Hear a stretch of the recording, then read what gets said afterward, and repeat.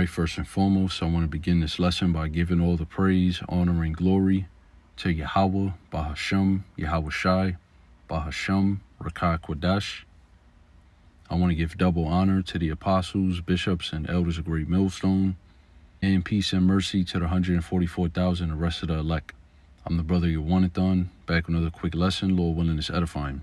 And this is going to be one of those back to the basic type of videos, all right, because dealing with the new moon being the first day of the month, right, how the Sabbath day is dictated also by the new moon, and all the high holy days in the Bible are all centered around the new moon because that's the beginning of the month, all right, according to the Bible. And really, you know, we say these things are the basics, which is basically the sincere milk of the word, fundamental building block basics, all right, of this truth. But we didn't even know these things in the world, all right? So even the basics of this truth of the Holy Bible is still actually complex things for people that are just coming in. So I have a couple of things here that I want to go into, and one of them being an account of a new moon coming in and how on the next day it was called the second day of the month, showing you that the new moon is the first day of the month. But before I get to that account, I'm going to read the etymology of the word month from Edom Online. It says 1/12 part of a year, one of the 12 parts into which the calendar year is arbitrarily divided. And when you go down more to the where the word itself comes from, not the meaning of the word, but where the word month itself comes from, it says Old Norse manor, which is related to Manan, which is moon. Originally, the month was the interval between one new moon and the next. So even in the etymology of the word month, which is basically the truth of the word, the origins of the word, you see that they know that the months are basically dictated by new moons. That's how you would know when a new month is coming. All right, when the new moon came, that's the beginning of that month. All right, so I got the scripture here in Psalm 81:3. Blow up the trumpet in the new moon in the time appointed on our solemn feast day. All right, so there will be a trumpet that will be blown specifically for when the new moons came in the ancient world. That was a custom that we kept. It's a part of our law as well. When you deal with the memorial of the blowing of trumpets, the 7th month, the first day of the 7th month every year, it will be a special Sabbath day, which is called the memorial of blowing the trumpets. And you will blow it on what? The first day of the month. That's what the law itself says. All right, so reading that in the NLT, it says, blow the ram's horn at new moon and again at full moon to call a festival. And what particular, we shouldn't call it a festival. They're going off on that because in the KJV, it says solemn feast day. So it would have been better if they would have put that. But everything else is correct. The full moon, the solemn feast day that is speaking about is the Passover particularly. That's the first month of the year, Abib, on the 15th day of the month. When you go through the middle of the cycle of the moon, after it waxes, all right, because it waxes into a full moon. It goes from a new moon, which is barely any light, and then it waxes into a full moon, full light, and then it wanes back to a new moon again. That's the different phases of the month of the month of the moon. Which, is it a coincidence that these phases happen in 7-day intervals? No, because that's a week. So how are we supposed to determine weeks? A week, 1 week consists of 7 days, right? 1 month consists of 4 weeks. This is all incongruent with the moon cycles, man. That's how we determine time and seasons and months and years, just like it tells you in Genesis, the 1st chapter, 1:14. The sun and the moon were created for signs of time.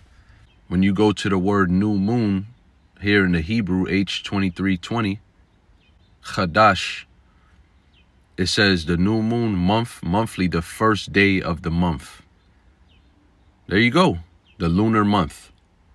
And the lunar month is the only month because, again, we didn't have calendars in the ancient world. If you had a calendar and you lost your calendar, how the hell would you know what day it is? It doesn't make any sense. How could time be dependent upon a piece of paper that man made and not the actual ordinance of the sun and the moon. All right, the constellations, the circuits, if you will, the cycles. Every day when the sun come up, you know it's a new day, right? It's a new morning. Every time when the sun goes down and you see the moon, you know that a new day is beginning. It's really very simple. This is Ecclesiasticus chapter 43 and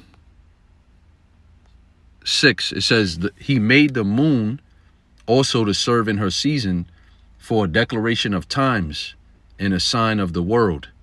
From the moon is a sign of feast, which is the high holy days, a light that decreaseth in her perfection, going into when it wanes. All right, decreaseth.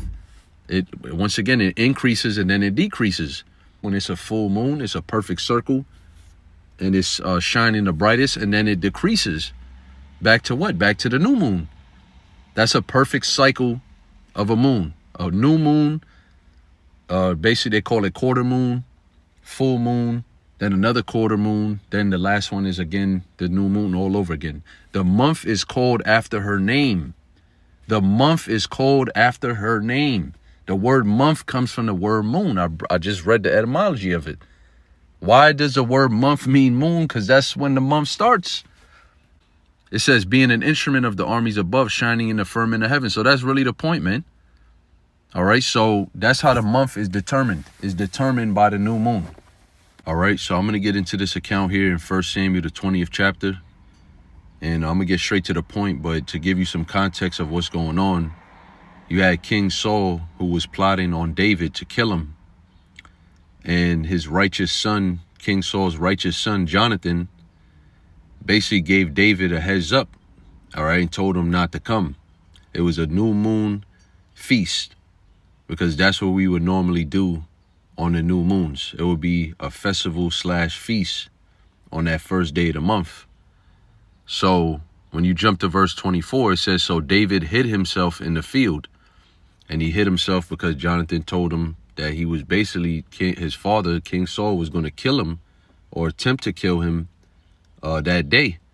That's why David was hiding himself. It says, and when the new moon was come, the king sat down to eat meat.